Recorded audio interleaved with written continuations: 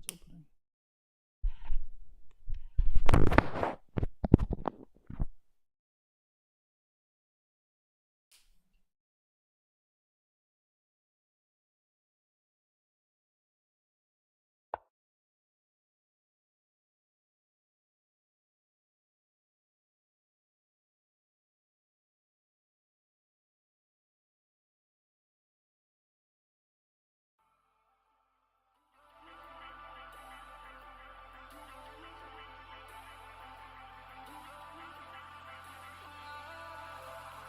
I've been chillin', watching the ocean with you. Baby up with a slow motion crew. And we up in our growlings when people change, but not us. And we just chillin', kicking it, kissed by the sun. Could be soaked to the skin in the moss moon. I know she got the good vibes when seasons change, but we're the same. Even if I lost all my money, the zero runs deep on it. And I don't need to speak a single word, 'cause you got me holding, holding. Even if my jokes aren't funny, my tongue tied up on it. And I don't need to speak a single word, 'cause you got me holding, holding.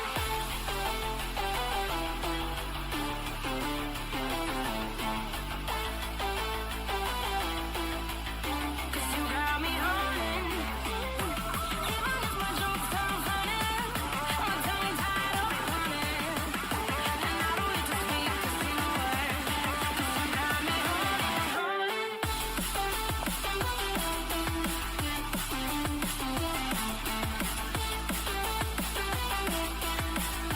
you got me holding.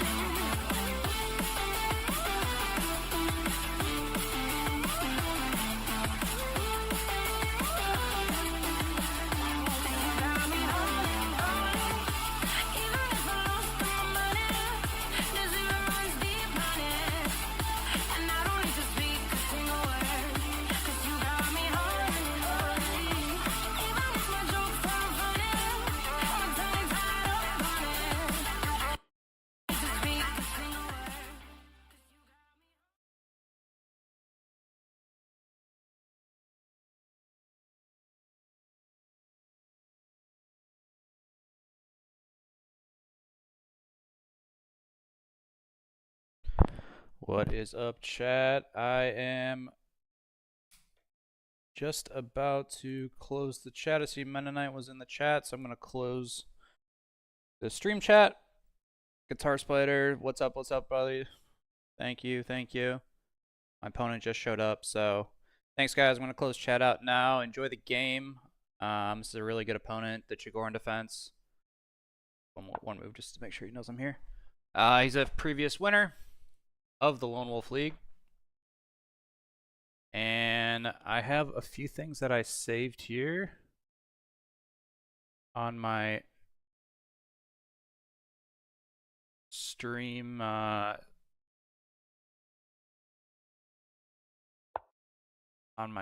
here. So we go down a certain line. Okay, we are not gonna go down that line. Oh, my opponents the last 2 days, man. They just don't want to walk into my prep. Look at all this stuff I had prepared to go. I had all this, not that. I had all this cool stuff, but all of that on the screen is now useless. So I'm gonna change. Don't know how to spell it. Like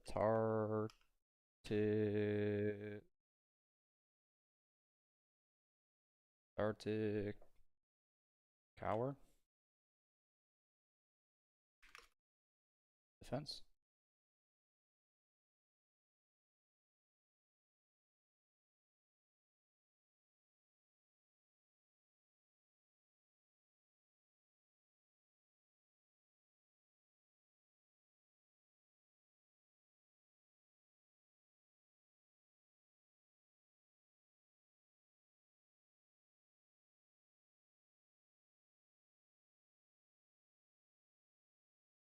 Giving my opponent a little bit of grief in the chat.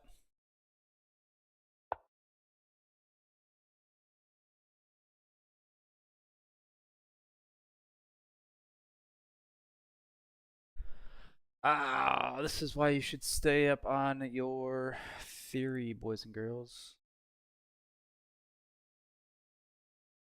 That is not how you spell Tartakower, by the way, for anybody wondering in the chat.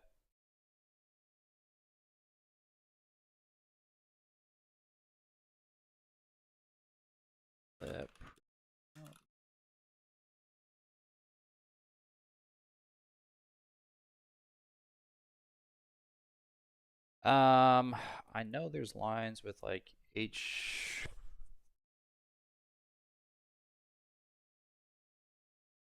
H4.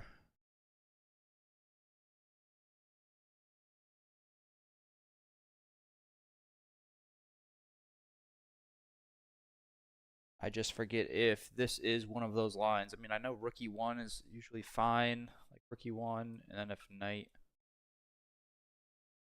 G3 is a H4, H5.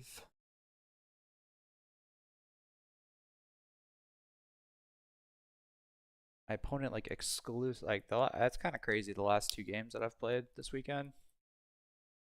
I mean, and Chigorin I think has a decent amount of games on his account, right? I mean, he's got close to 1,000 Blitz games. I'm not sure if I was filtering that. He literally always plays advanced variation, C3, Bishop E2 every single game.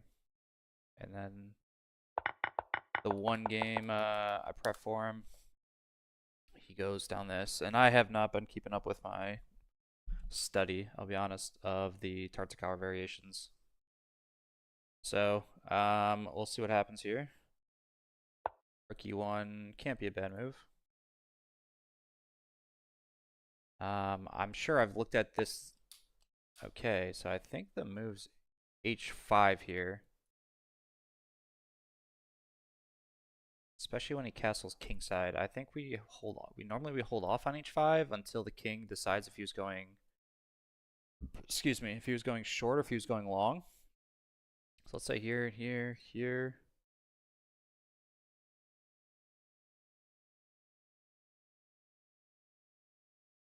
Queen here takes, check, check. Is it worth the piece? Like, am I good, bad, ugly?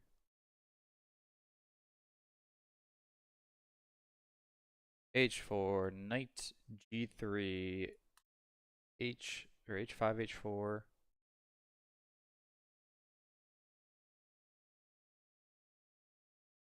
I'm forgetting a little bit of my my theory here. That's the problem.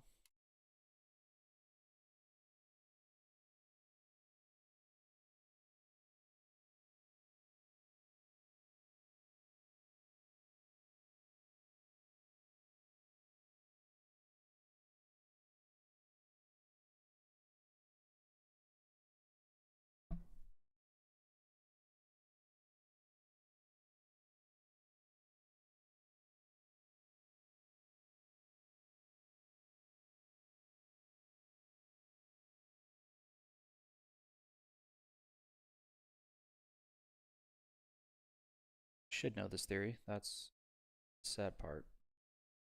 I mean, I can go knight D7, knight F8. We guard H7 from any sort of wacky business. I just feel like there is a line that I should know that goes like H5, H4 in this knight specific opening from the Tartakower variation.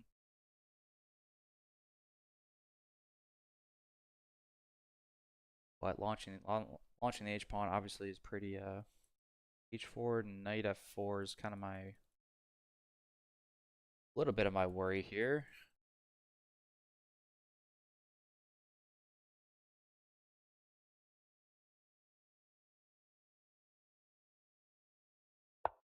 Okay, let's just play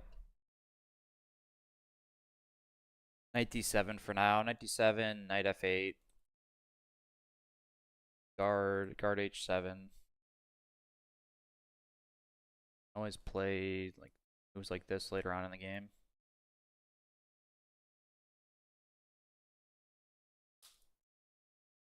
Juicy Key, Guitar Spider. I see you guys in spectator chat. Appreciate it. Spider, I saw you right before I shut off chat and before I shut off the YouTube chat. Well, kind of not upsetting, but it kind of sucks when prep that I was doing for both the games this week didn't come to fruition.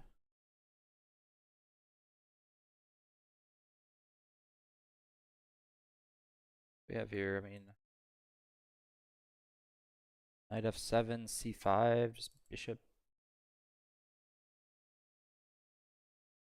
up here.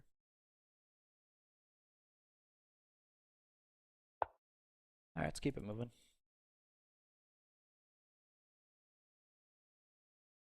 c5, bishop c, c7.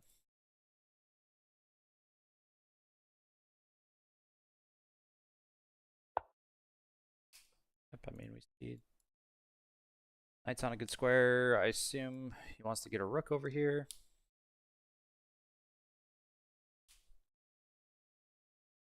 We have options of bringing the knight over to 6, playing h7's ourselves.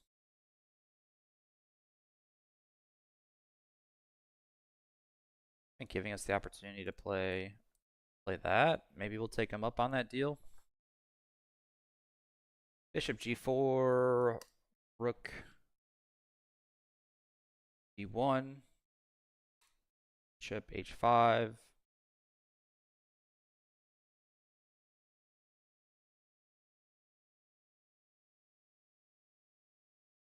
d5. I don't know. Yeah. Kind of thinking here. Here, bring the rook over. If this ever happens, we can drop down back to b7. Don't think I'm blundering anything right now. Was the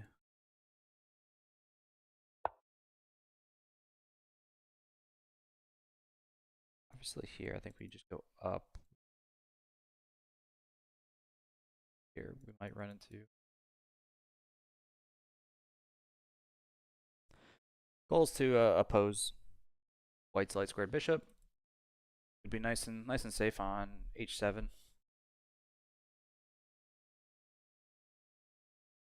Get the trade. Might even be able to develop our knight a better square on g6.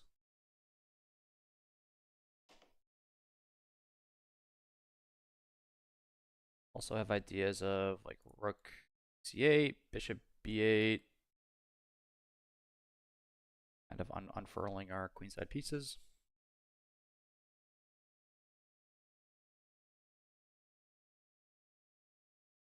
So yeah, I mean, I'm going to show it one more time. This is kind of what I had to show off a little bit. Actually, no, that's from an old one. And that's not how you spell TheTchigorin, but pretty much, I took, those are screenshots, by the way. I don't have Chessable open right now. I was assuming this is the first time I thought I was going to have to dive into one of the lifetime repertoire courses. Most of my Caro-Kann preparation is mainly from the guys over at chessgoals.com. And actually, I mean, the line that the TheTchigorinDefense plays normally in the Caro-Kann from the white side of the pieces, I had looked and I had never faced before, which is kind of interesting. Like, I hadn't faced before by move. What is this? Move 2, move 3, 4, move 5. So on move 5, bishop e2. It forces black to transpose into the bishop f5 lines. It's actually a pretty sneaky line by white. There's nothing better to do for black than to play bishop f5. And if you don't know, like the bishop f5 advanced variation of the Caro-Kann, it's definitely, I think, a really good weapon for white if they know you, like, you're a c5 player. Obviously delaying the knight. So when white plays the knight out, we push e6, I believe. White castles. Then we take on d4, and then there's obviously two different options on how white recaptures, and that theory what I had been looking at. When I first started getting back into chess, that lifetime repertoire picture that you saw was like one of the first courses that I had purchased. I bought it with the videos and everything, and he suggests, I think, I mean, he goes over the knight c5 or the c5 advanced variations, but I think a lot of it was aimed at the bishop f5 variations of the advanced Caro-Kann. It's a full repertoire of the Caro-Kann by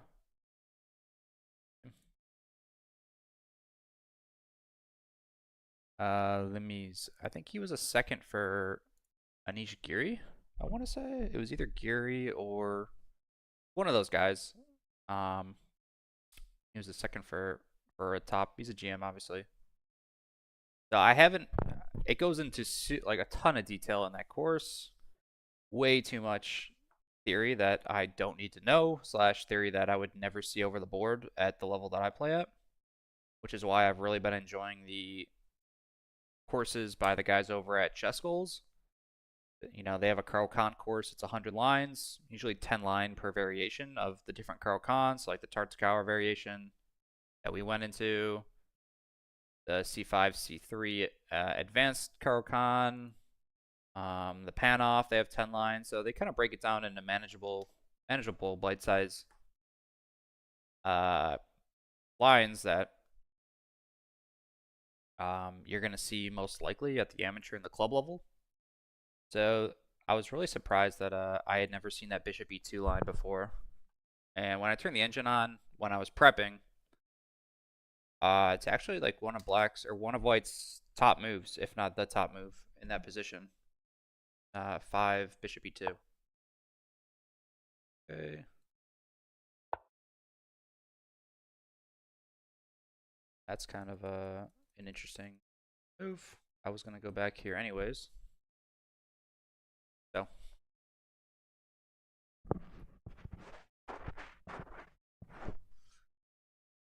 so yeah, that was the first time I'd had to break. I have that like course archived on Chessable. I really haven't had to dive into it.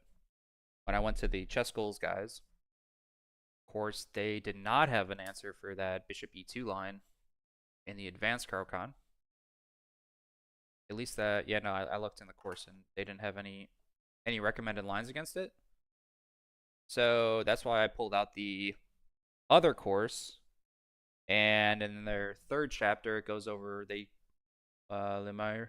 I'm not sure how to say his name. I'll be honest. Goes over the C5 advanced variations, and then in that specific line, he mentions that black has nothing better to do than to transpose to the lines that he talks about in chapter 1, which is the bishop f5 advanced Caro-Kann. So, long story short, as we're sitting here waiting for our opponent, I looked at the lines. I mean, it looked like it was going to be some fun games. I dove a little bit into the theory. You get, sometimes you get g6. You know, you're getting, obviously this pawn wouldn't be here. You have a knight here. You just get some interesting positions. You have f6 getting pushed. Sometimes black's sacrificing a pawn for some crazy development. And I thought white, I mean, obviously that he would have an advantage on me because I have never played against bishop e2, but he had also not seen the lines I was looking at. He had never played against moves. What was it?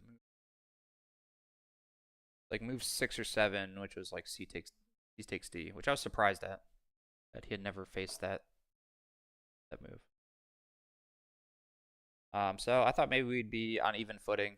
Like I said, he would have to choose how to take back the pawn. That position itself could transpose.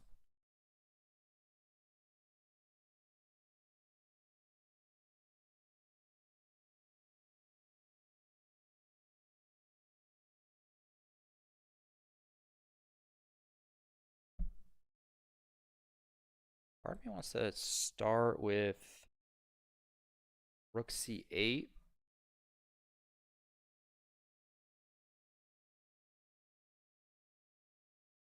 That way I can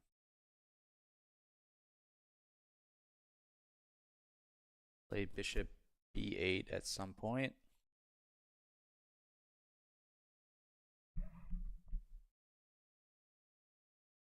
Obviously, rook opposed to the queen would be nice.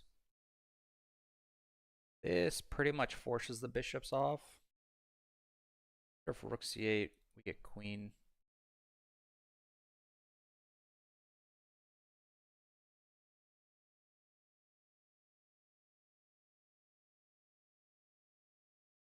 What is that? Queen b3 maybe?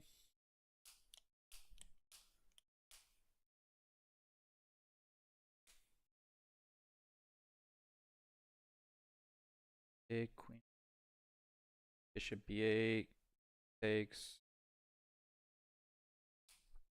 6.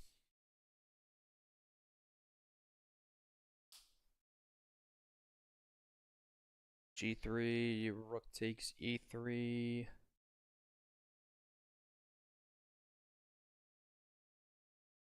I'm allowed to take. Probably can't take. Pawn takes e3. Check. Mate. So he probably can't do that.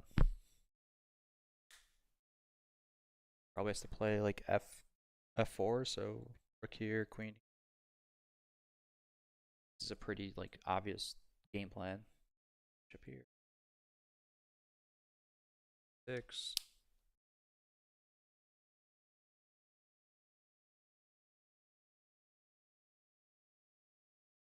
F3 just hangs bishop, so like that can't be bad either.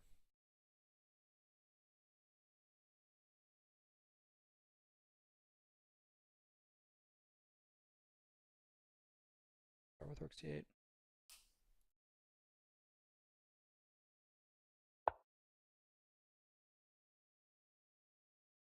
I don't know. Susie might be able to. I see him. What's up, Susie? Spectator mode.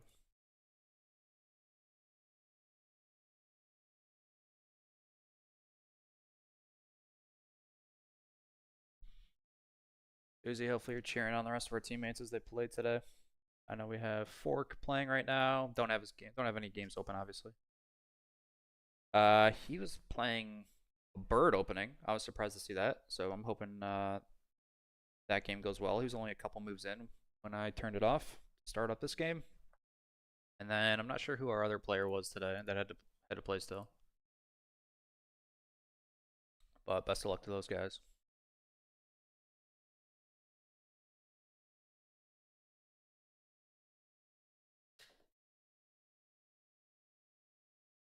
We had it was kind of an exciting game yesterday for anyone interested to watch the old streams. We played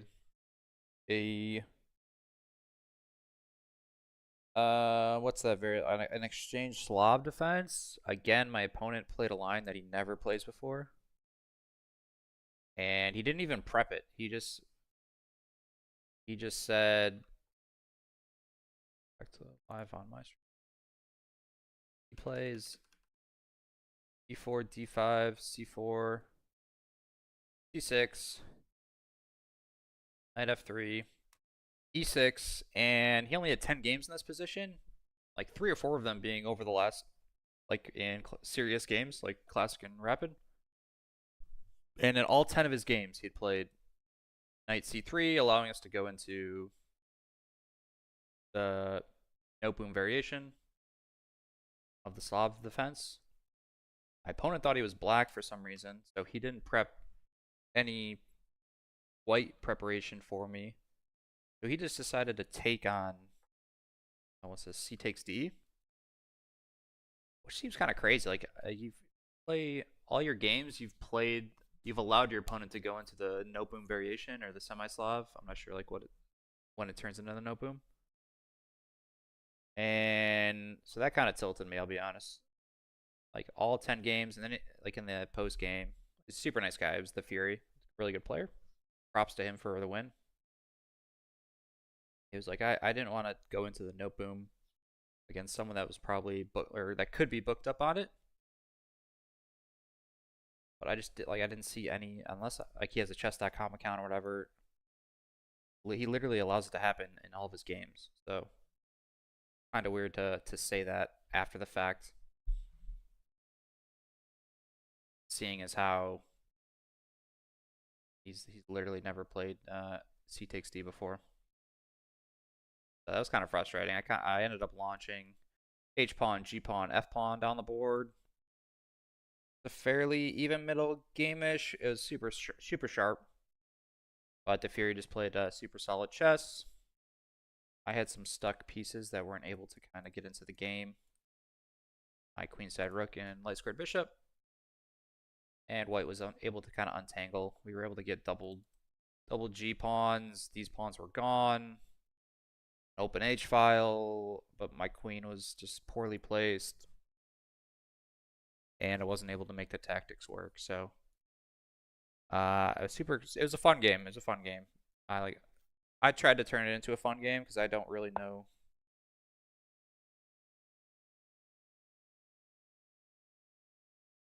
Okay.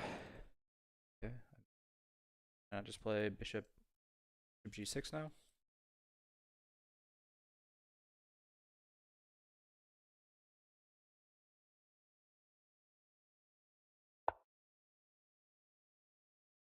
Gonna do this anyways, so might as well get it on. You can have a rook. I will take a queen, please. That's an even trade. Don't let anybody else tell you it's not.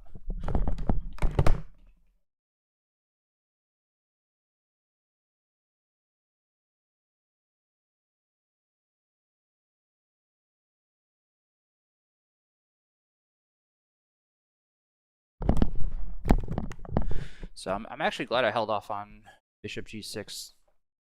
My opponent wasted a tempo playing bishop F5. I think he just forgot about this move. Okay. There's not really a good answer here. I mean, if he plays G5, we'll just take. Can any other pawn defend? No, or any piece? Can't. I mean, I'll give up the pawn for a piece. So looks like we win a tempo here on white, which I like to see. Our pieces are already centralized a little bit better. We have the opportunity to bring our knight out. So pretty much all of our pieces are kind of developed. I don't know, maybe we see if he doesn't see the checkmate on H2. So yeah. So kind of some frustrating games. I mean, double black against tough opponents can be a difficult weekend. Also started working again, which is obviously a good thing, but don't have a lot of free time during the week to prep as much. So kind of just doing the day before.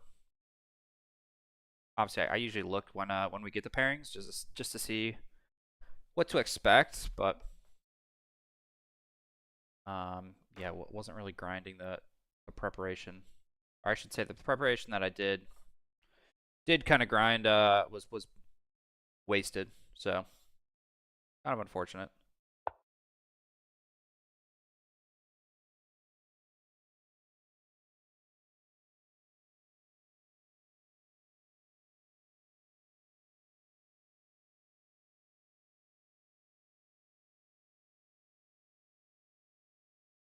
Should be 8 D5 Queen D5. What's the answer? G3. Rook takes G3. Rook takes E3.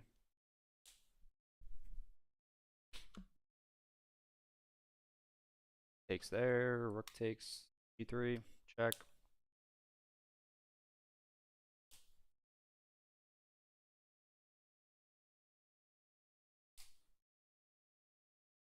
I don't know. Here maybe something like that. Queen take, check. Looks pretty good to me. Looks pretty good to me.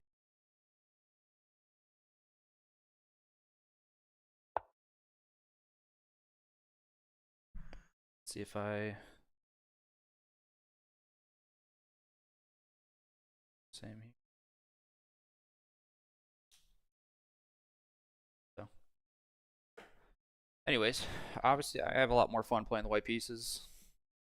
I think I need to find. I play the Karo-Kan, and the Slav's been super fun. I would say from the black side of the pieces, I say most like 95% of people don't go into the exchange Slav, so I usually don't get boring games, but maybe it's time to like pick up a Sicilian defense variation that I enjoy or whatnot. I've been playing the Karo-Kan just because it's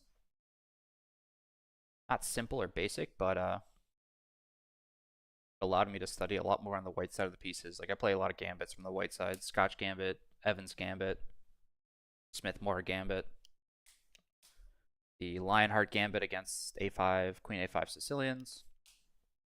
So obviously you have to be booked up a little bit in order to play gambits.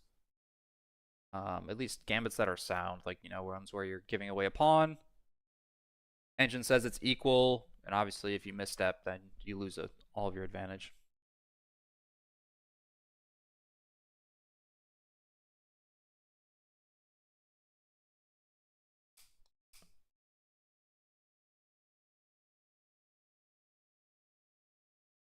Yeah, we'll see how my opponent plays here. Move.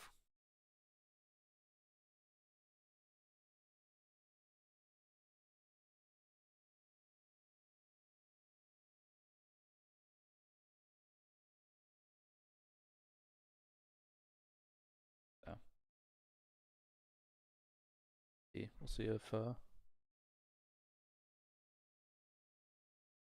fellow American, the Chigorin, let's see what his classical peak's been.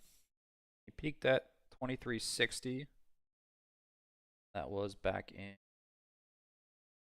March of this year. So he's been a constant over 2300 player for the last since August of last year, so almost a year now. So super strong. Does it show if he's got a over the board rating? Not look like it. Been featured on the Lee Chess TV though. Cool. For like 8 days or something, 8 hours.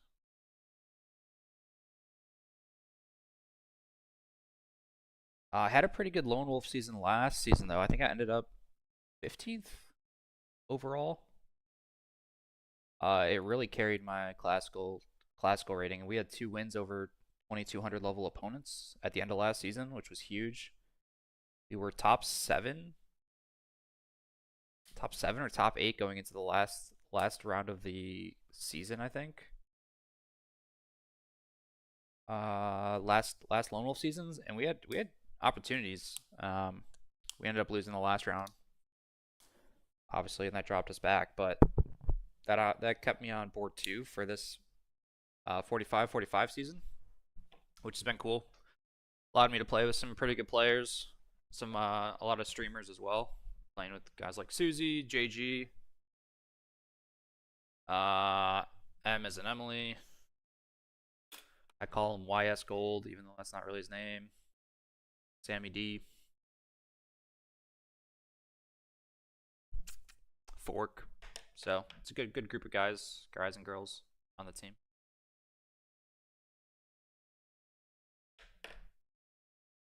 I think he's got to play this now. Like obviously, any other just play a random move. Now this doesn't. For winning a pawn. That just looks dicey for white. Rookie 1. Let's see if he finds it. Rookie 1. Bishop. We even take back. Let's say he plays bishop. Bishop takes g6. It's queen 6 that strong where we can just ignore.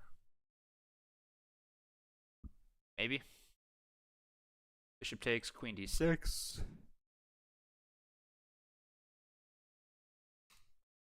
Here.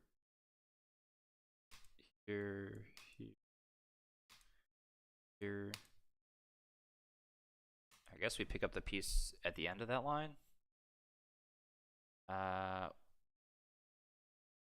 but it probably just better to take the piece right away. We're still down, right? We sacked a rook. Sacked a rook of material. Or a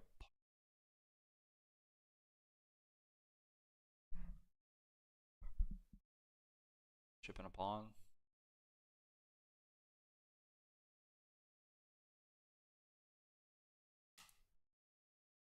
Their king would be wide open, but we probably don't have to go for that exchange.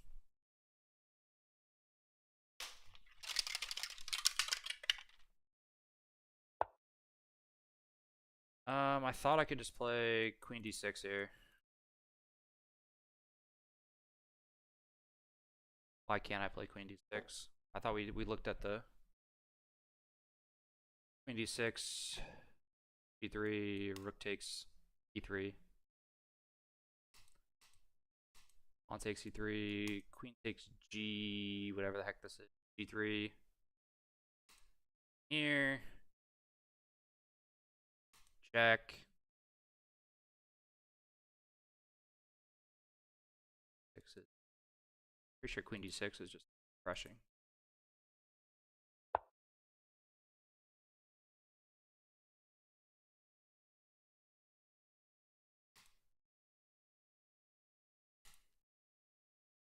So hey, we're gonna my favorite time of day. Thought rook e1 was kind of forced there, but maybe I'm missing. Maybe I'm missing the. Oh, okay. Good thing my microphone's. Yeah. I think he just missed the rook sack on e3. I mean, I guess he doesn't have to take back, but it's.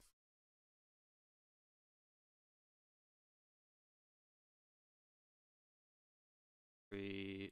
No, it's worse. Like rook takes e3. Pawn takes c6. Rook takes f. Whatever the heck it's called. F here, and then like now we have checks. All right, like I said, we have a good position. All of our pieces are working in tandem. I'm happy with how we're looking here. So everything's where it needs to be. I think the tactics work out for us here. Got a little sunlight coming through. We're up 10 minutes on the clock. We're doing good. Had a lot of rain here down in South Florida. Braved the rain for a little dog park sesh earlier with the pup.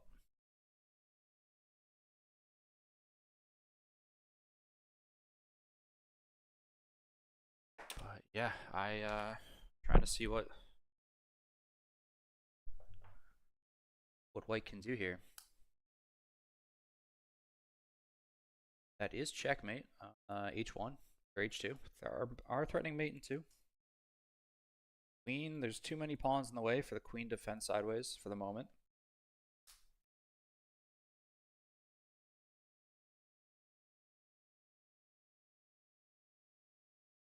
Yeah, I think, like I said, rook e1 seemed to be a forced move here. Not forced. Maybe it was a different defense. Like maybe you can play g3 right away. Something. I don't know. Rook e1 though seems natural. I think we got the best of all the worlds here. Originally, I thought maybe we'd be giving up some pawns down here, sacrificing a bunch of shindigs. I definitely didn't want to get into an endgame against an opponent way higher rated than me. I know that'd be someone like my teammate JG. That would be his cup of tea, but I'm looking for knockouts. I make too many misplays when it comes to the end game. So the longer my queen can stay on the board, usually the better. Unless we're trading it. Okay. Just snap take.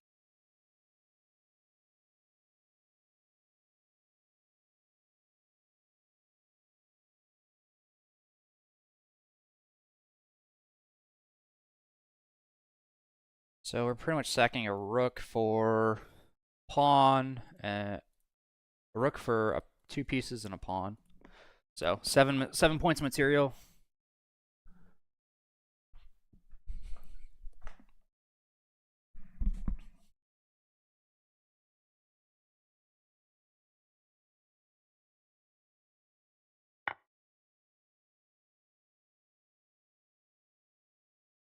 Right. So I thought here, queen over. I mean, we're getting. I guess the rook is. That's kind of annoying.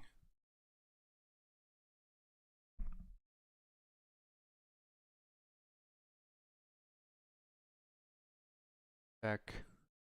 The rook blocks, though he loses the bishop. So if like queen here, take queen goes here, we pick up another pawn. No, whoa, gotta be careful there. Bishop's guarding that pawn. So we got a bishop and 2 pawns, and we blasted the king open. Or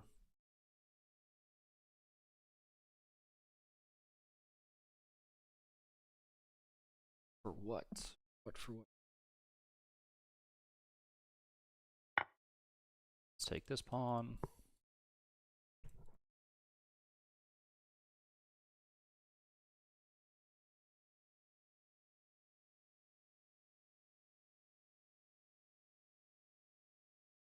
Queen defends, we play check, and then we can pick up this. So here, rook, we just take it anyways.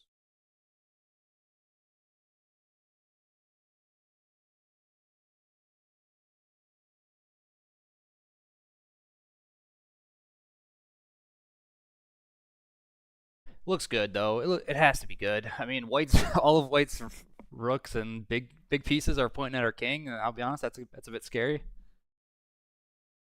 But white's king's wide open. I think we're winning a piece. I hope we're winning a piece. This would be. Hopefully, it's not dubious.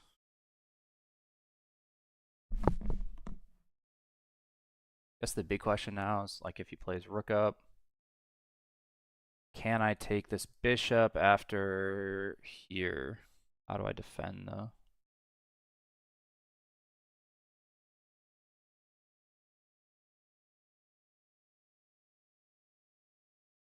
Like here, I guess. I don't know. We'll cross that bridge when we get there. The reason I recognize this rook sack is because I'm pretty sure I've played a game, not exactly like this, but I had a game as black in somewhat similar position, and I completely missed the rook takes e3 type of ideas. I missed it, or did white see it?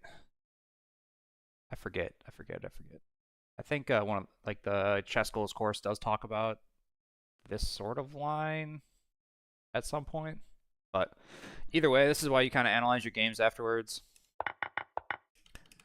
You kind of see some of the themes that could pop up in future games. It's kind of crazy to me watching or playing Blitz. I'm not very good at Blitz chess, if I'm being honest. But I play Blitz games, and I'll see people just. I'll play my opponents, whatever, win or lose. They're off to the next game, and like nobody pulls up the analysis board, even if you're just looking to see like what the heck's going on.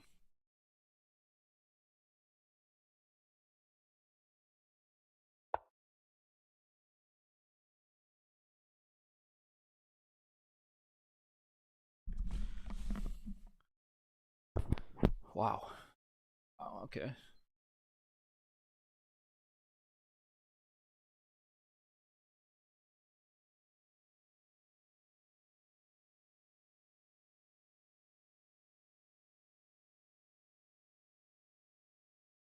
How do I take here? Rook takes.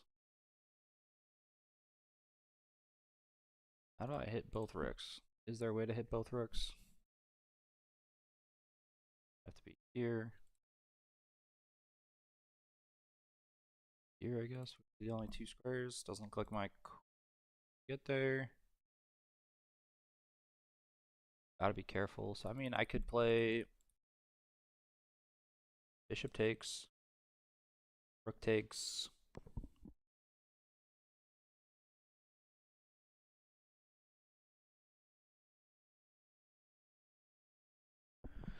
Knight out. Out.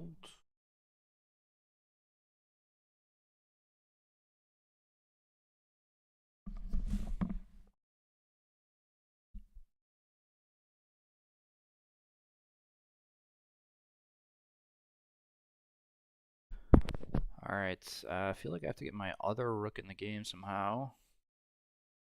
Not get back rank mated. That would be unadvised.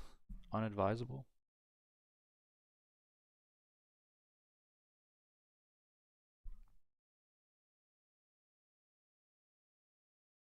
Knight takes. Assume knight takes. And nice to get that. My rook is hanging. I guess that is another fact of life that I should be aware of. Takes rook f5 and then just play knight g6. Can't hurt to develop another piece.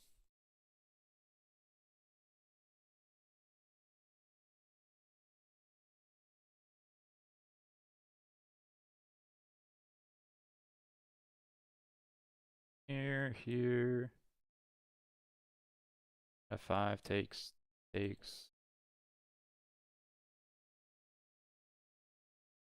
And he still can't queen sack because my knight comes back. I mean, he picks up that piece, but we are fine in that position. Light squared bishop's not really doing anything right now either, so it's just best if we trade it off.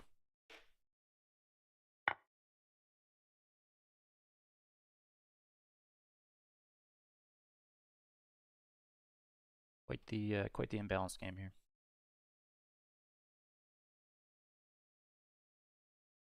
My queen could use some friends to help it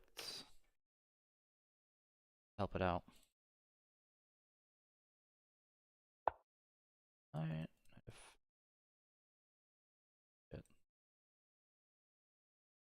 No, we're still good. We're still good. That's what I just talked about. That's what.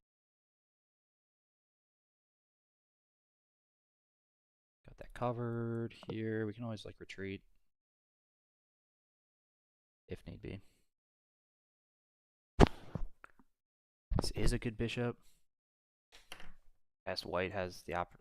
No, if he pushes, we take.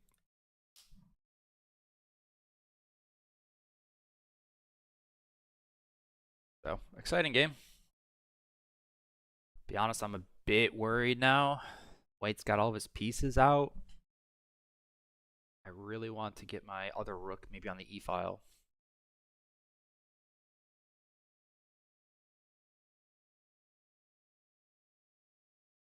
My rook was here. Check. Check. We could trade that off. Is that even good though? Probably not.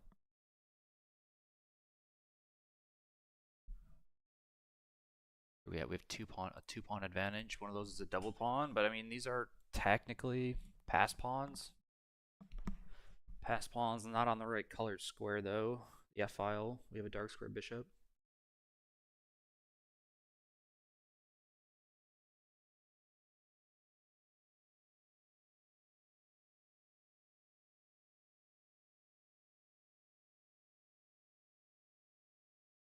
I'd love to get knight f4 in, threatening the queen and winning another pawn. That would be a nice move somehow. I feel like my queen's gonna get bounced around a bit. Kind of sucks.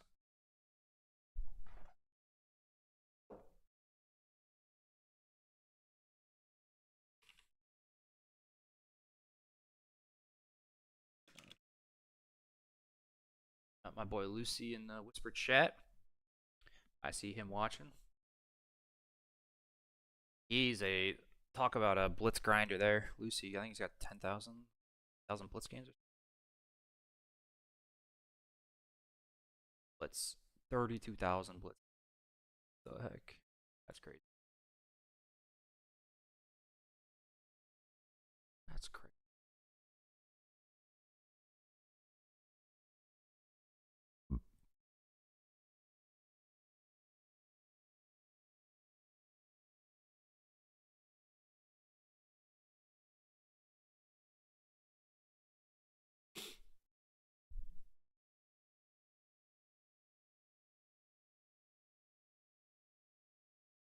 Those that don't know, we had international master John Bartholomew join the Lone Wolf League. So he did win his first round. He played last night or yesterday evening, I guess. And yeah, obviously a win gives me an opportunity to play someone like that. But he put out a 2.5 hour video today for YouTube. Go check out his channel. Diving into his preparation before the match, the game itself. He put the whole game on. He recorded himself during the game. Put the whole game on in the video. I think the game itself was like an hour and a half to hour 45 minutes. And then he put on his at the end of the video. He put his analysis of the game. So 2.5 hour video. Obviously, you don't have to watch it all. He has a really good shout out to the guys and girls of Leech S 4545 and the Leech S Lone Wolf League. So that was pretty cool to see. And he'll be playing for the next 10 weeks. So he said he's going to be playing all 11 weeks of this Lone Wolf. I think he's going to put YouTube videos out, not live stream them, but I'm sure us here in the streaming community will definitely live stream his games, give whatever commentary we can as lower level players. Obviously, international masters, the 0.01%, if not better, of chess itself. But the opponent that he played in the first round took John to like 30 to 40. I think it was 30 to 40 moves. 43. It might have been a 43 move game if I remember correctly. And he was pretty. He never had an advantage, his opponent, but he kept the rating or the evaluation under what one for most of the game. It was pretty cool to see. John had white, so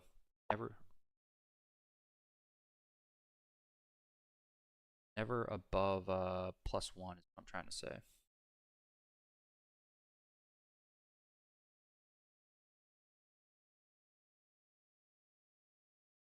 I would love to target here, but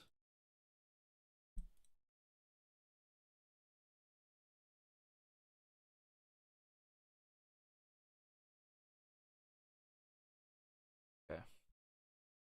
This rook's cutting here. This rook's cutting here. Queen is cutting all those squares off. Rook is cutting all these squares off.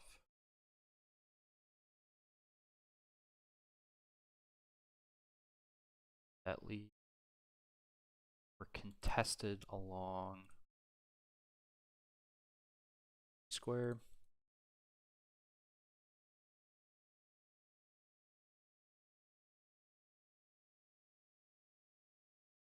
So moving here possibly offers a queen trade. Maybe plays rook over.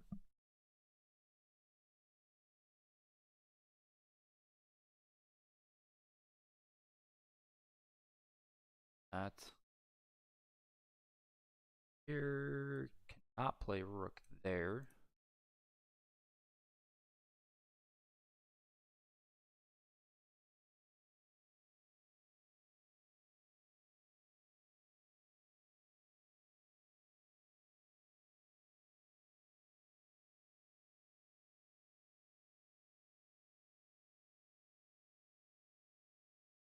Queen e5.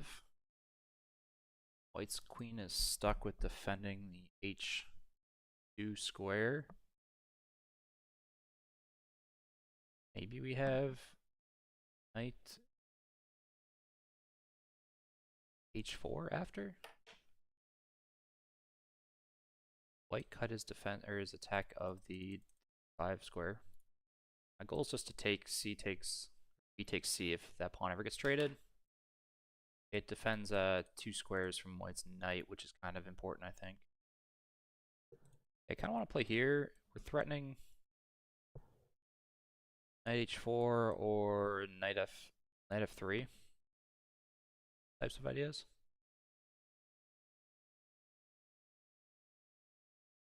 There we just snap take. There we snap take. There.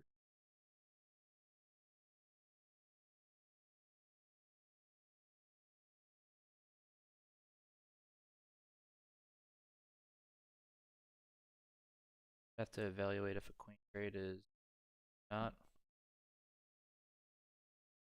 That's where I play rook e8 after that. Take, and then it's active along 5th rank.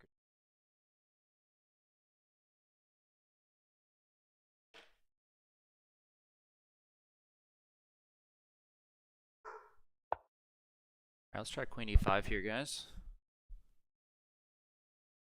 Again, restoring the battery that we had along the b8 h2 diagonal.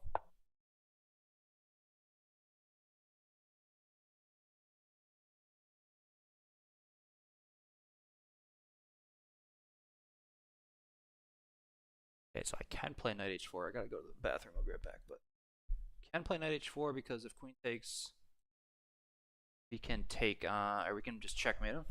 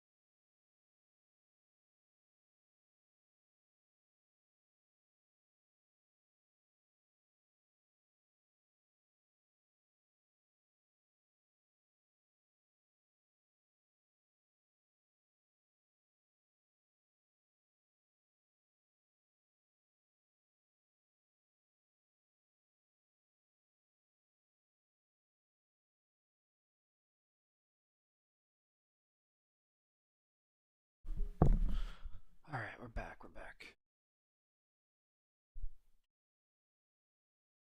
How do we convert this now, guys? How do we convert this?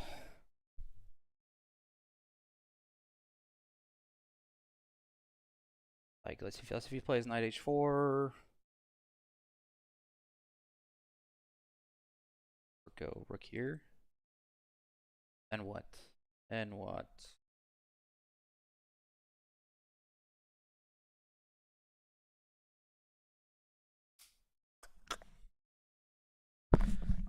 I'm not sure knight move matters. I think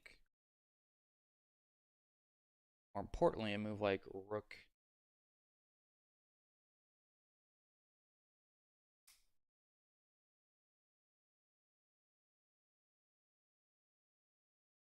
e8 might be a good move here. Stops any sort of shenanigans with these moves. This on the half open file. Or the open file, I should say. White has kind of taken their pressure off the A8 H1 diagonal with their queen off of the light squares.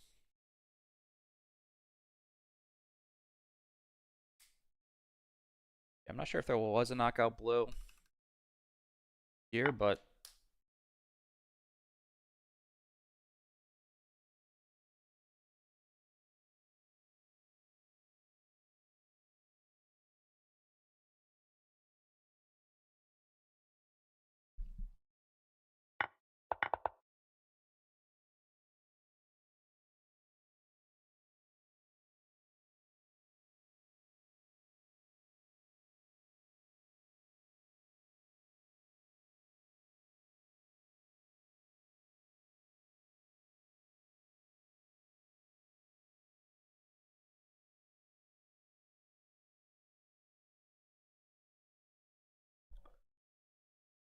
all right.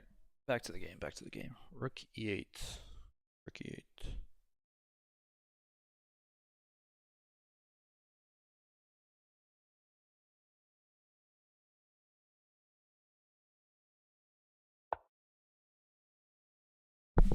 Let's keep the pressure on. I mean, my opponent, we've got him down under 7 minutes. I'm not sure if there's a way to actually win material.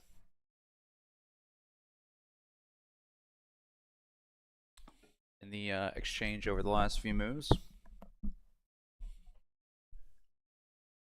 Said a nice move because now white can't play either of these types of moves. We take a firm control of the e-file ourselves. White is kind of not stuck, but their pieces have responsibilities.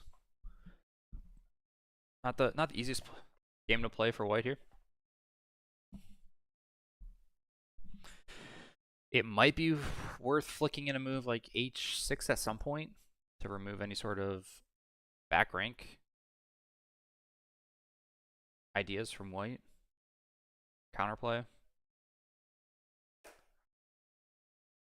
Excuse me.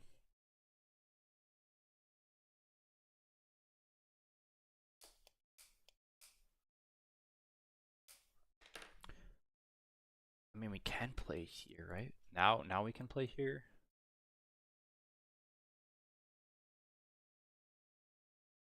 But that doesn't do anything necessarily. Yeah, I'm trying to see how we get our final pieces involved here. Jeez.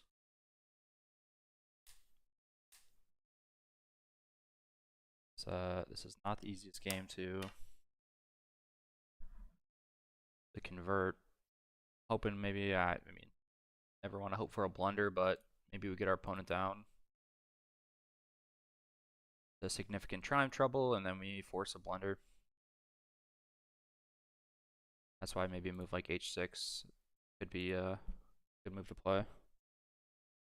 If we can't find a good pushing move here.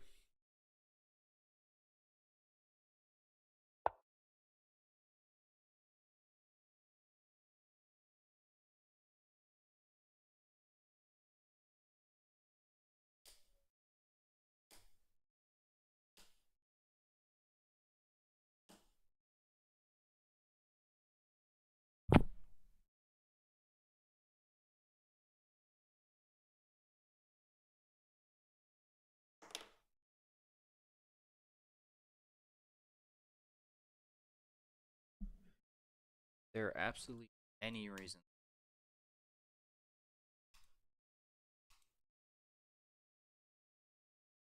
go for a move like queen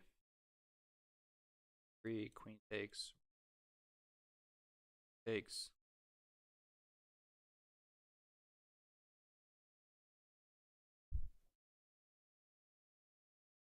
Takes c6, takes a check.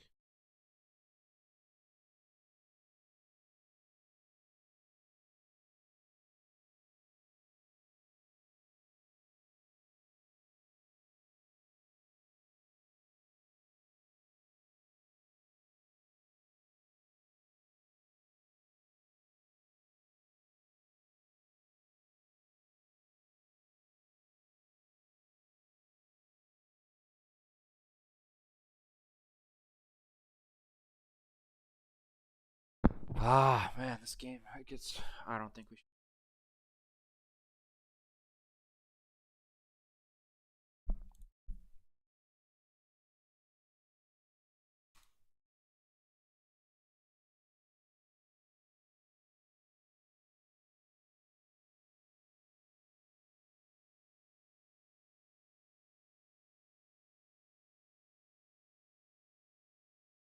Three, queen takes e3, rook takes e3.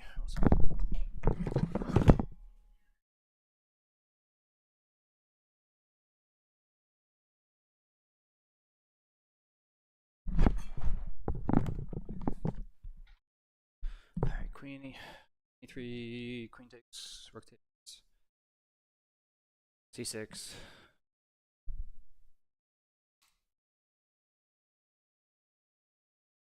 H.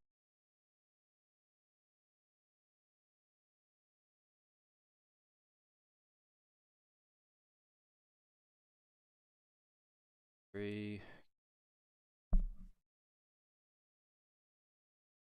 H1.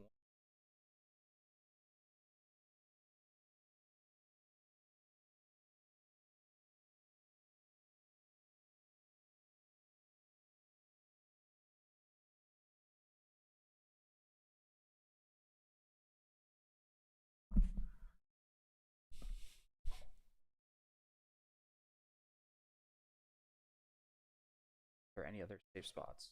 Here. Queen here. Takes.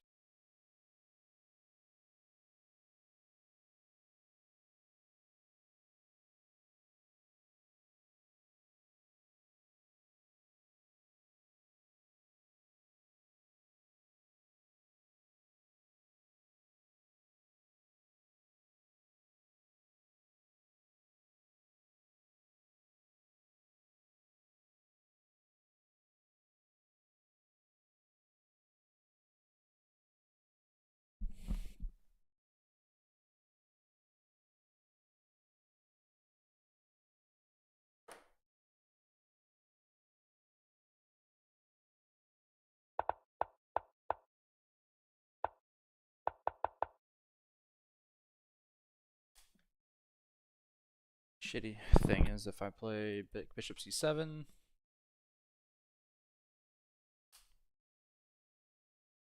d6 is coming. That's why I'm hesitant to play.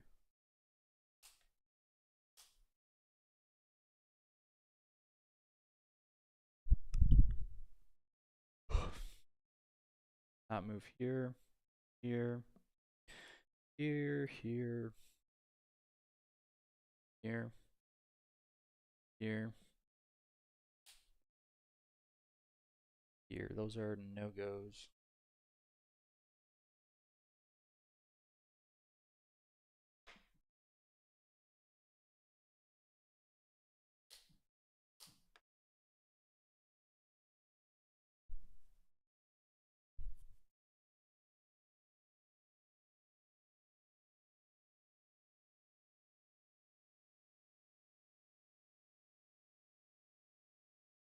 Can move here because he can't take.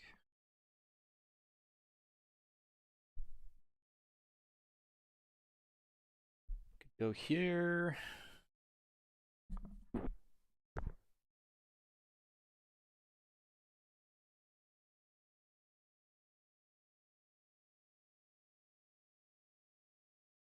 That doesn't.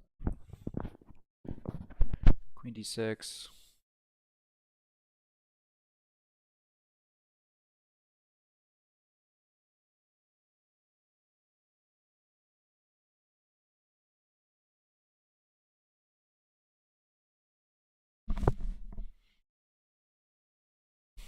I don't know how to evaluate this, guys.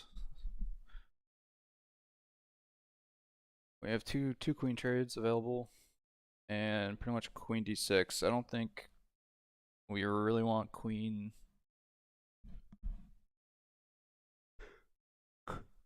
Excuse me, queen e5.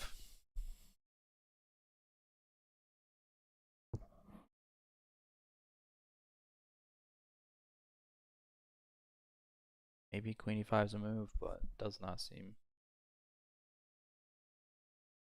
It's scary, but I kind of want to play queen d6. d6. c5. Gross.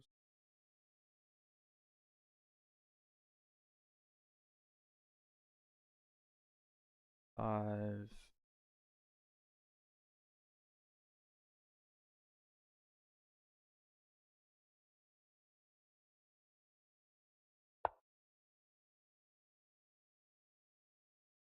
Maybe the move was to come over here, to be honest.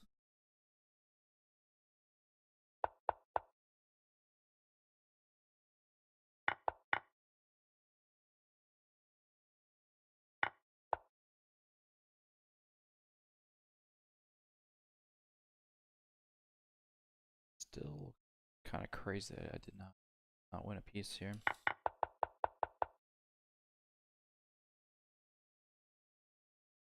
This is just such a strong response. D5. Then what? What? Like 5 or c5 d5's coming. d5 d6.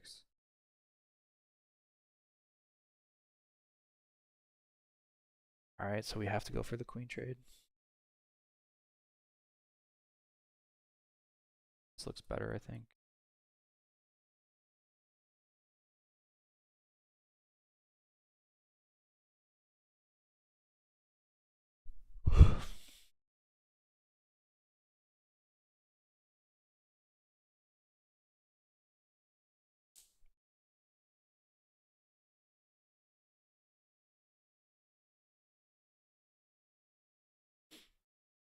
Its knight is doing way too much work here.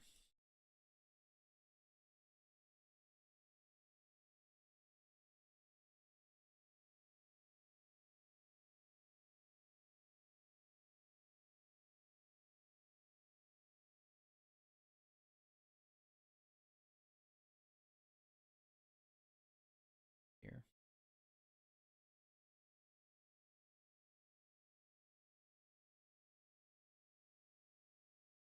It cannot be that move. The right way forward.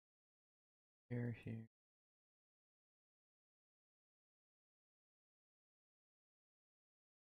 Here.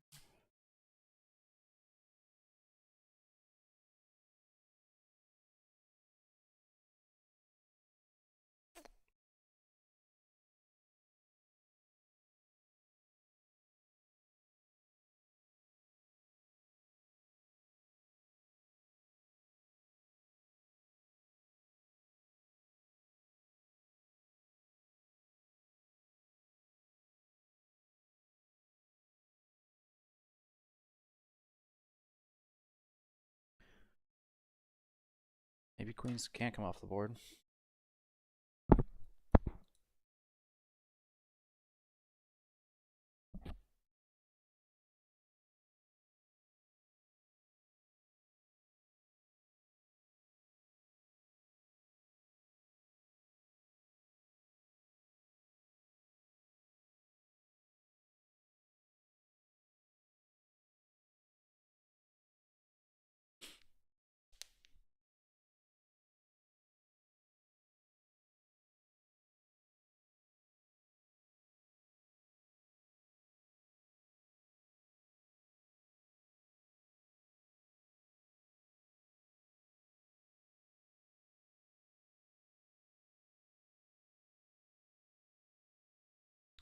Maybe the queen trade just has to go like that instead. Get our bishop off the back rank.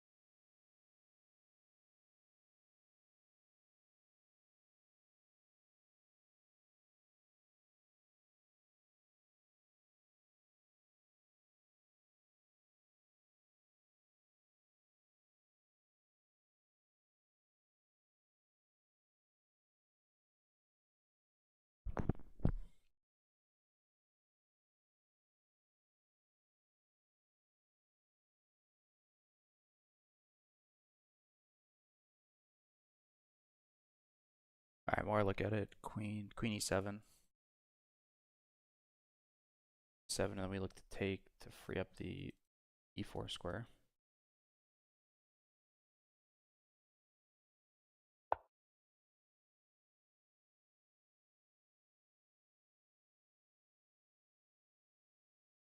That then.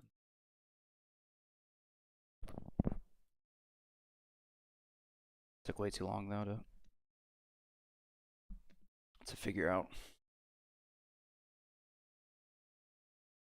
Here, take.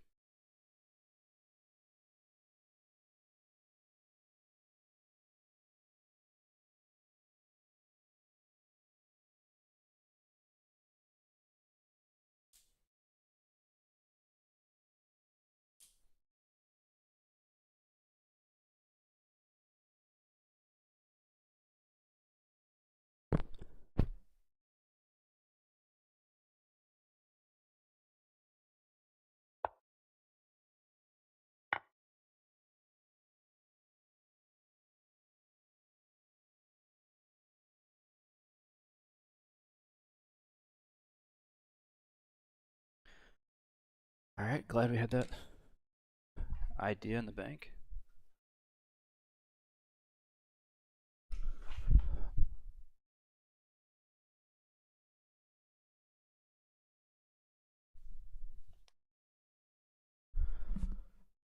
Now I do have to kind of.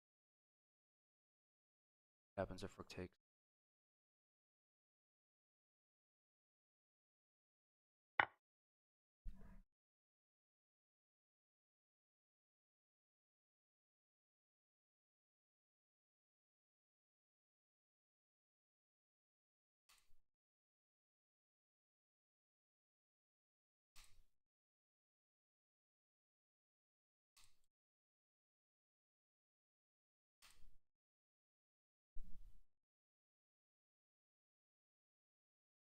Other good squares for them.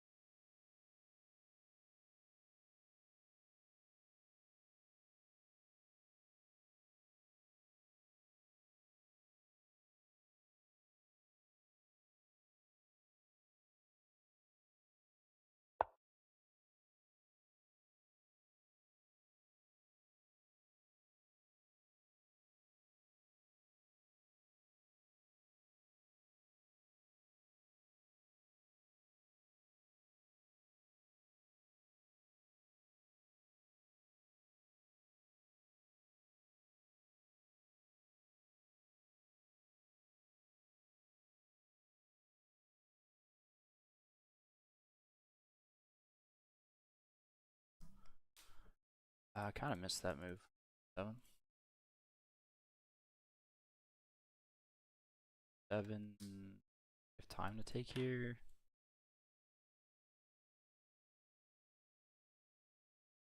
Rook d7.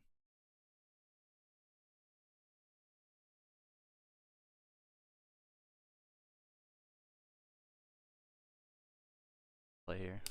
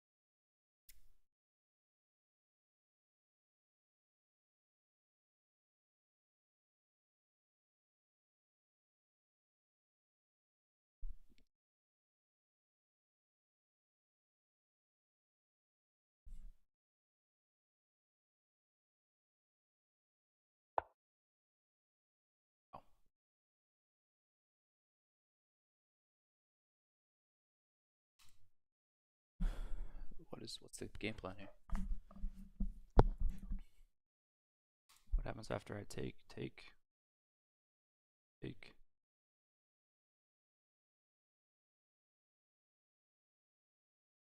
For him to.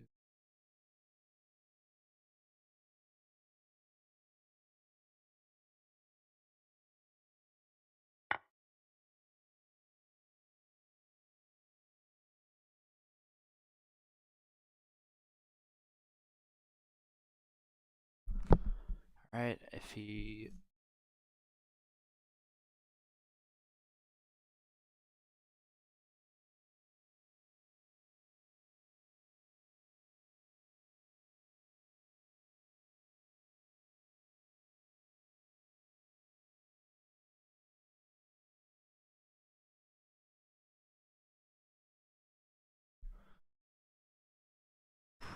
Okay.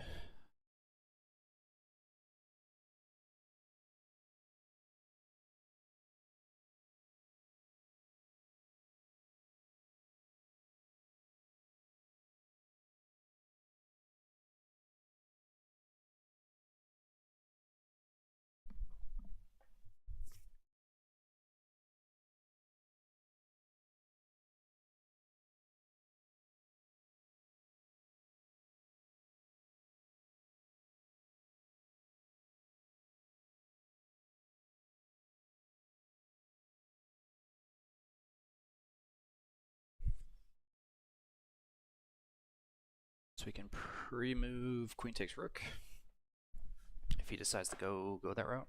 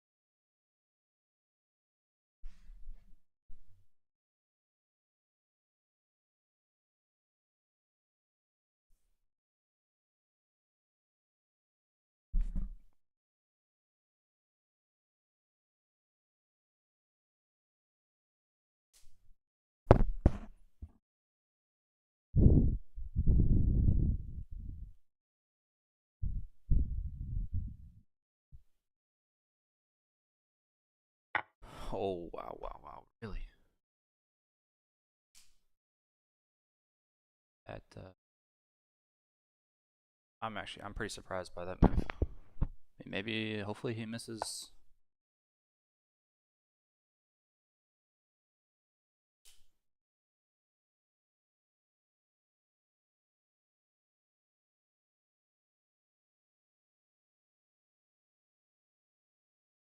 Threatening here.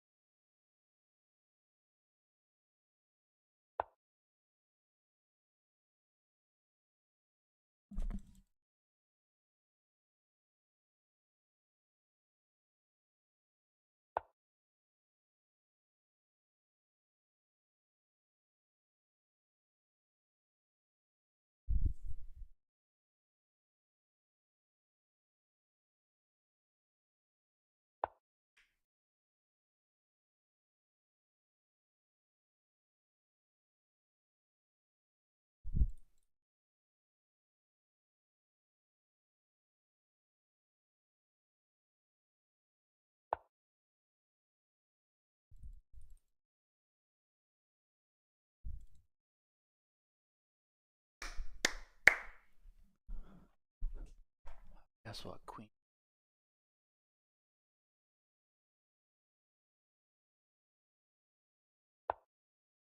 Oh, what the heck? Does that not just drop the rook? Does that not just drop the rook? Takes rook. Check. Here. Don't think there's perpetual.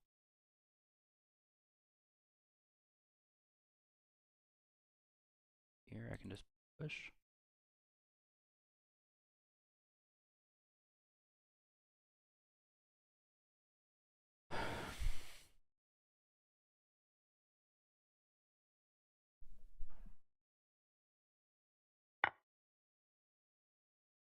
Rook, I guess. I thought, did he not have queen here?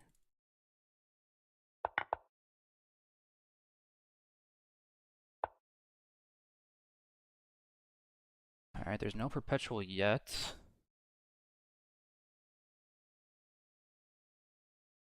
I mean, this would be my best win ever, guys. Low key.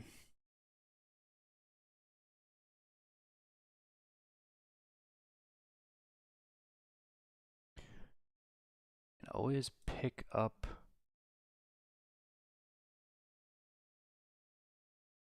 this pawn. Like if he goes here, check. Probably can pick this up. Okay, so the goal would be to get rid of all of these pawns and then just not allow for perpetual check. So check here, takes, and we just try to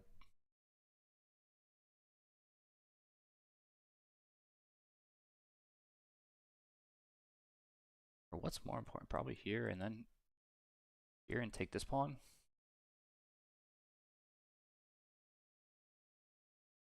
Takes there. I probably can pick up this pawn somehow.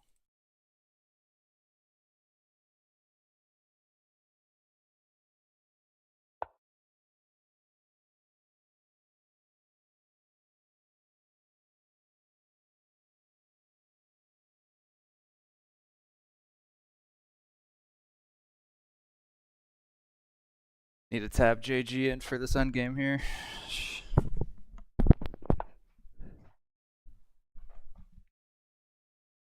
Tap in the closer. Here, he takes here. Guards this pawn. Check.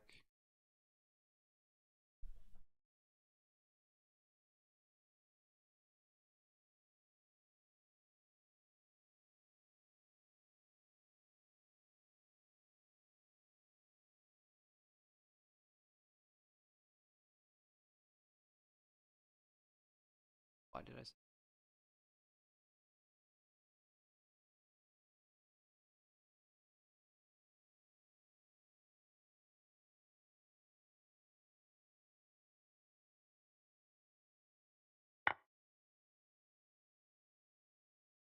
There, I mean, maybe his queen's offsides on a7 is the big thing.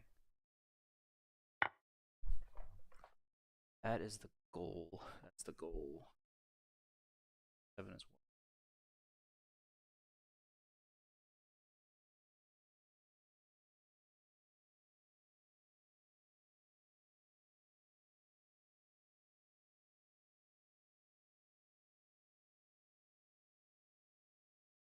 This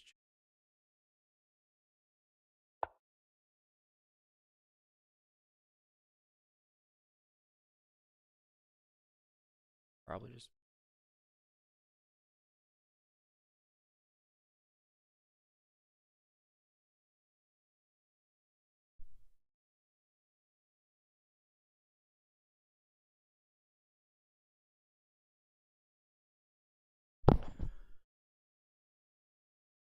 low key. We might even just be able to start pushing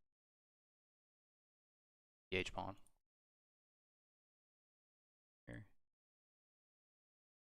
Here. That's probably just winning. Now we can just push H and G pawns.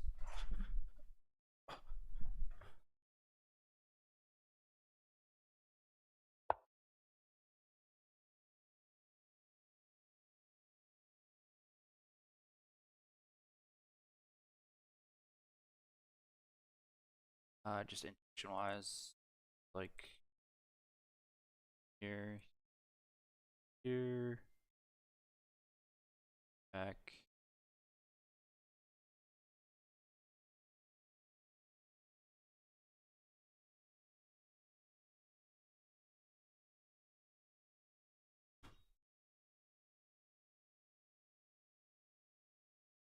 Sorry.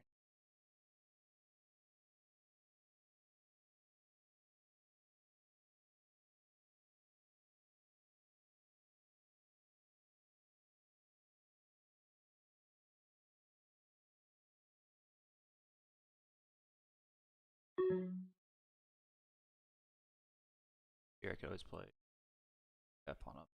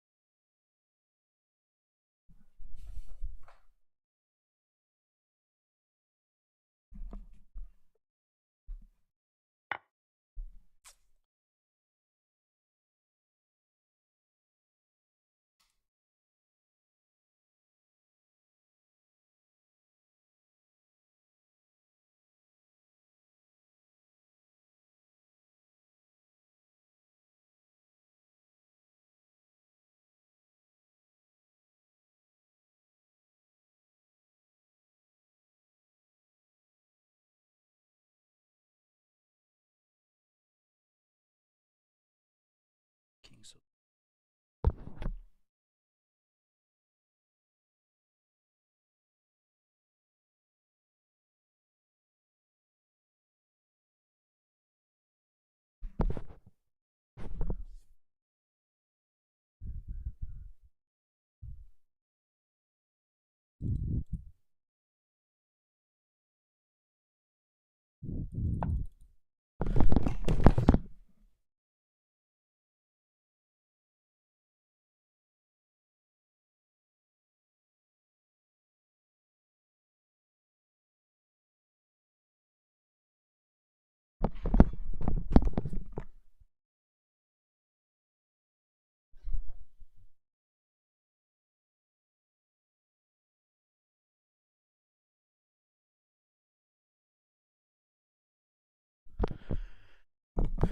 There's got to be a mate somewhere there. I don't like leaving my queen over here. It defends any sort of checks, shenanigans. Or it's at least 5 moves for white to actually queen a pawn.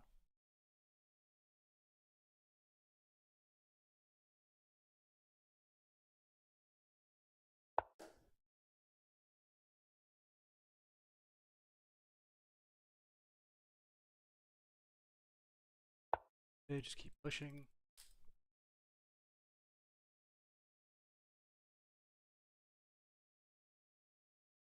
Here, even.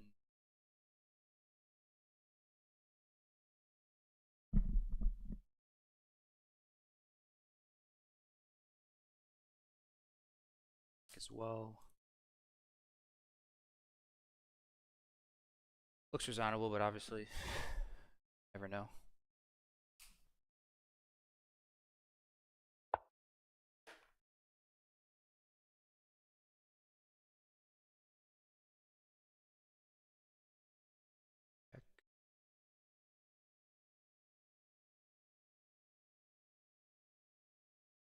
First thing here.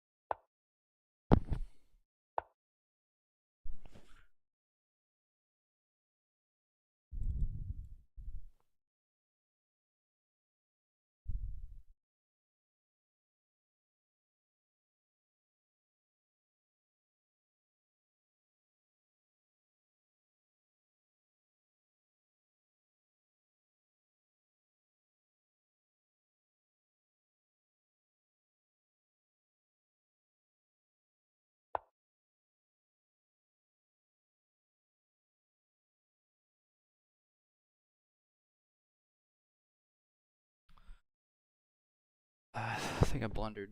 Draw.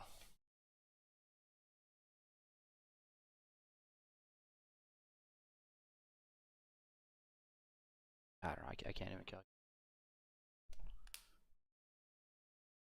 Probably just repeat a couple times and then that time to figure out if it's draw or not.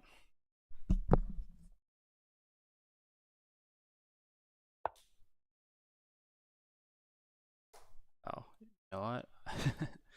H3 was just winning here, by the way. Was it not? H3 just wins the game. Fuck me, man. That's disgusting. Tactics, man. H3.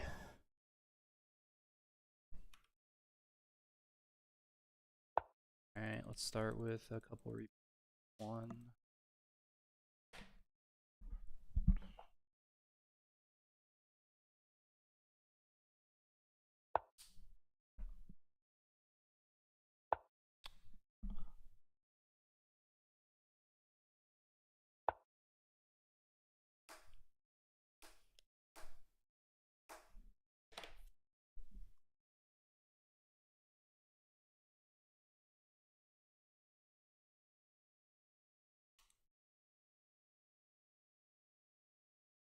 Oh man, dude, H3. Yeah. Not.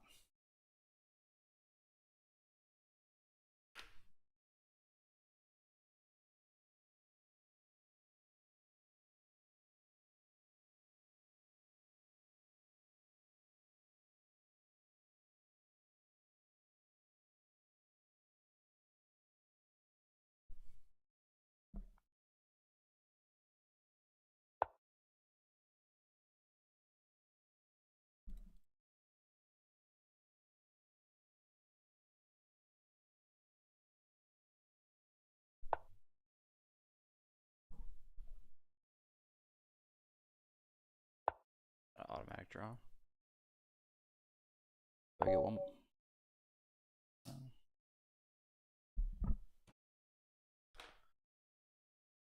Big game, man.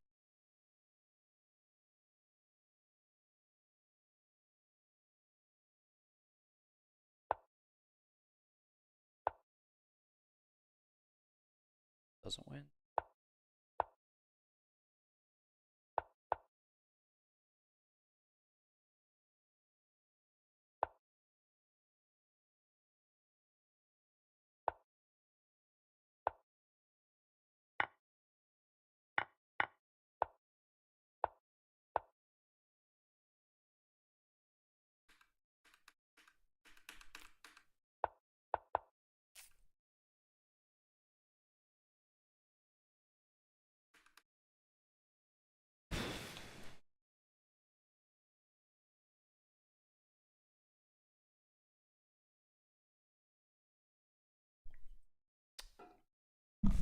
What's going on, chat? What's going on?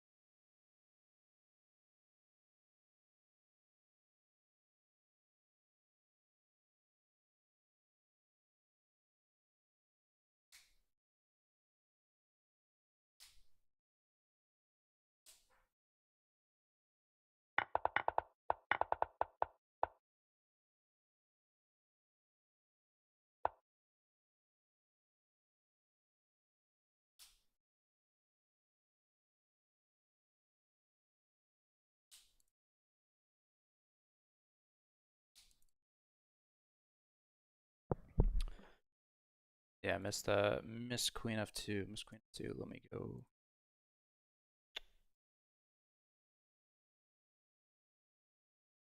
Let's see.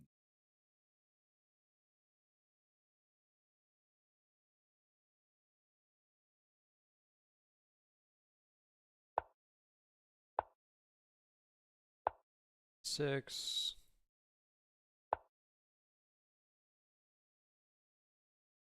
Bishop F5 first. Then Oh wow. Okay. Move order right there.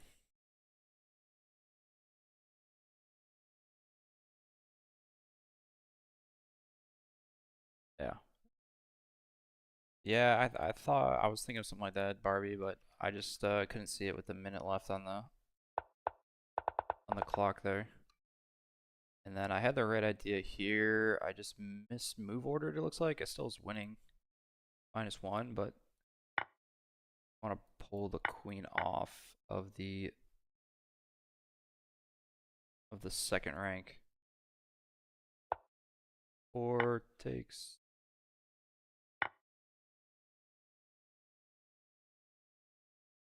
Oh, queen takes e4.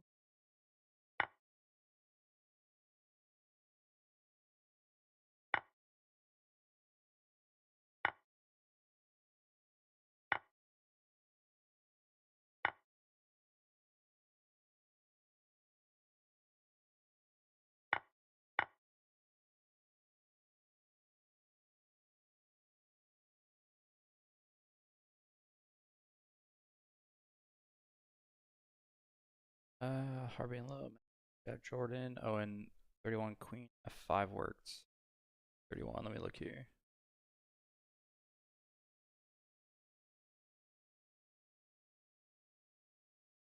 Wait, sit. Queen f5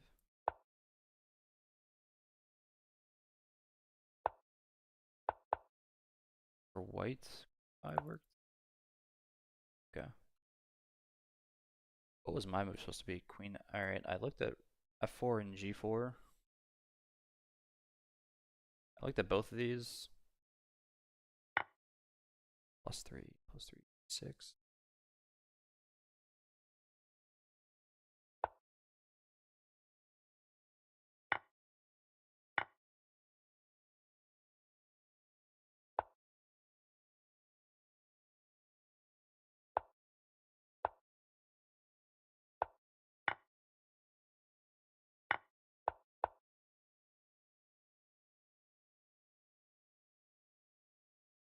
Rook takes f5 before bishop takes e3. I think you. Yeah, yeah, yeah. Yeah, I mean, it's kind of like a throwback to my other game too with round 1 of the 45-45 league. Almost like move order, pull the queen away from the second or the seventh rank. It's very similar to my other game. I mean, it was still winning, but turned even. -1, 96.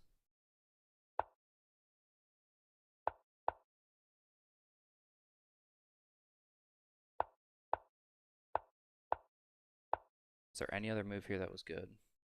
Wow, I did not think. Okay. Yeah, you let the engine run, and actually queen e7 is the only move in this position.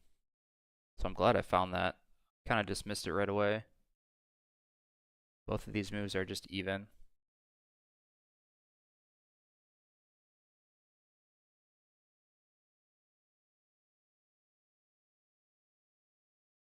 Yeah, kind of a wild game there. And then was there an easier way to h5? Okay. Love how the computer just.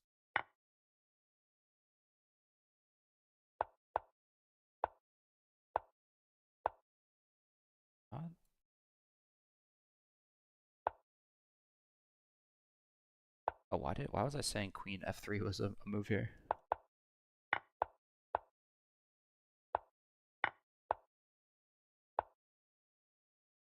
Which pawn did it want me to get? d4. Sit here for now.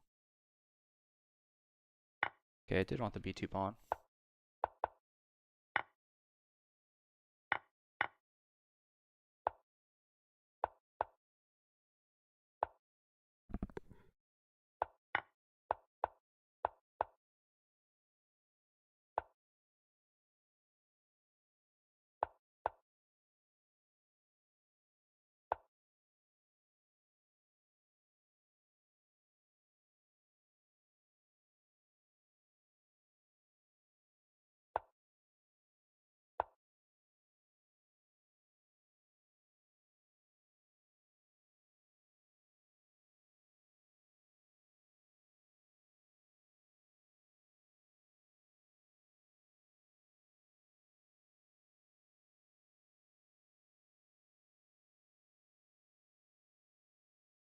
Yeah, that would have been a sexy mate.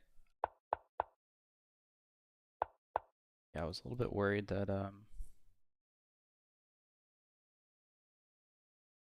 wow.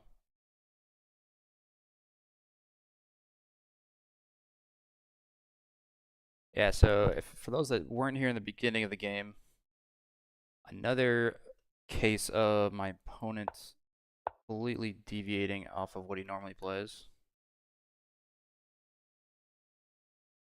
So e4,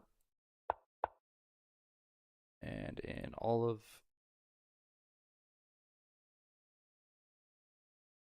55 of his games, I mean, in all of his last games, he's really played. Let me look.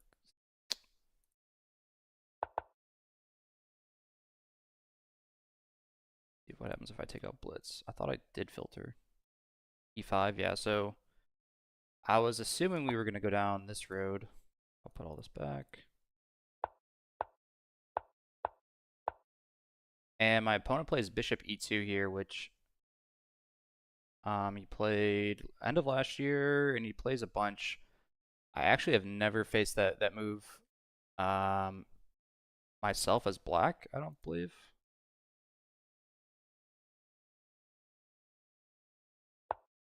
Yeah, I've 0 games faced as that as black. So all my preparation went into this, and it's actually a pretty good move by white because it forces c5 players to have to know what to do after this. All of a sudden, we're in a bishop f5 Caro-Kann, and my opponent, I was gonna take. That was what the course that I've. So you can see, I had stuff ready for the stream, but we did not go into that. Yeah, I mean, so I had to dive into my lifetime repertoire, which I literally never study that one anymore. It's like way too complicated. Um, so I mean, I looked at lines with knight takes, as well as lines. If he takes like this, we transpose into lines that I know. These lines are very similar to the knight c5, but he goes here. There's some just bunch of just crazy lines. Obviously, you can take. There's f4.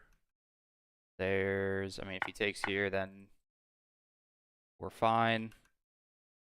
I mean, it's like takes, f4, it's like g6 or something like that. Yeah, it's all good. I don't study this one. I already tell everyone where I study. I do the chess goals course. Yeah, but yeah, I just think I would have had 0 experience in these lines, but my opponent would have either.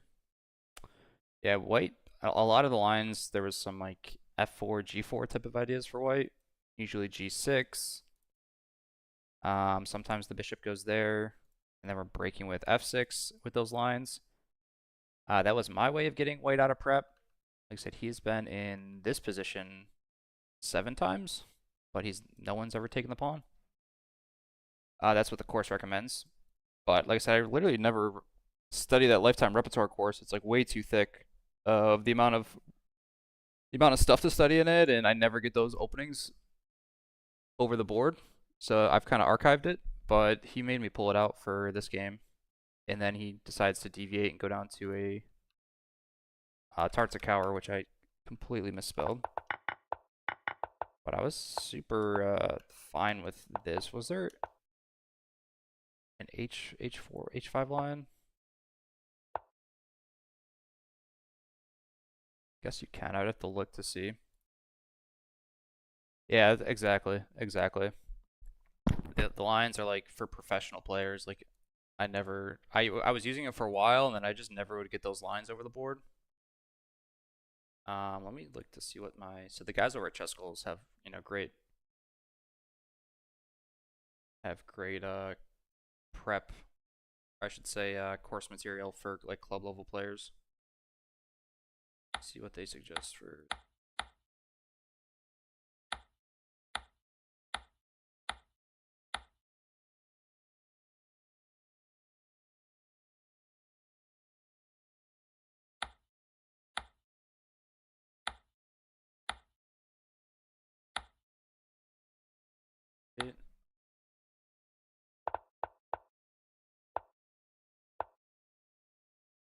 This one, yeah, so this one goes, I think they go castle long.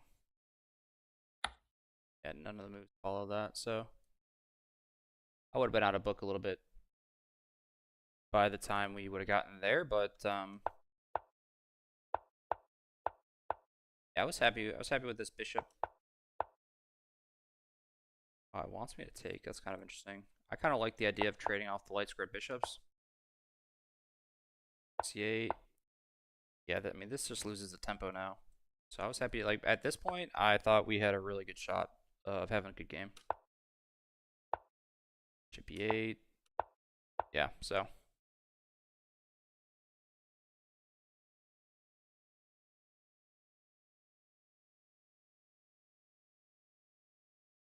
It's harder when they short castle for sure, but you had nice. Is it? You think it's more difficult when they short castle? There's a lot of good ideas. I mean, if I go to the, I'd have to look, but we have like 19 variations that we can go into. The guys over at Chess Goals, so I'm usually pretty prepped up for the TheTchigorin. They recommend a lot of this knight d7, knight f8 maneuvering, so it's fairly easy to remember. I'm gonna go back though to read the chat. Barbie, appreciate you guys stopping in. Jordan, thank you, buddy. Susie, back in track. Who else is in here? Chess Runner showed up today. Opaciousness. I don't think I've seen him before. And Guitar Spider. So thank you all for stopping by for the chat. So good start to our Lone Wolf League. And we got some rating back. So have a good rest of your Sunday. Yeah, Krokon lives to see another day. Yeah. Orc, I'll have to go look at it, Jordan. Thanks for the update. Has our last game started yet or no? Doesn't look like it. We have what, one more game for the day to maybe tie up on the team side of things.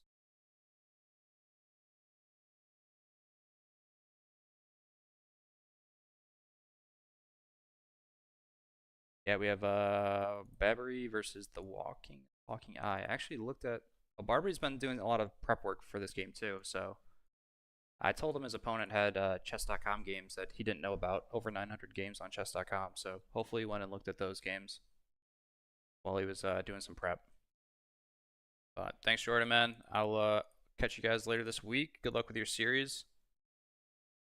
I will try to catch at 8 o'clock, so I might hit the gym and then maybe we'll watch Babbery's game. It's up to you, Jordan. Maybe we can stream some of it if you want. I forget if Babbery's one of the people that likes to have his game streamed or not. But we could do that. Maybe do some commentary on our buddy's game there. So, Susie, thanks for hanging out for most of the game, man. And for everybody else, cheers.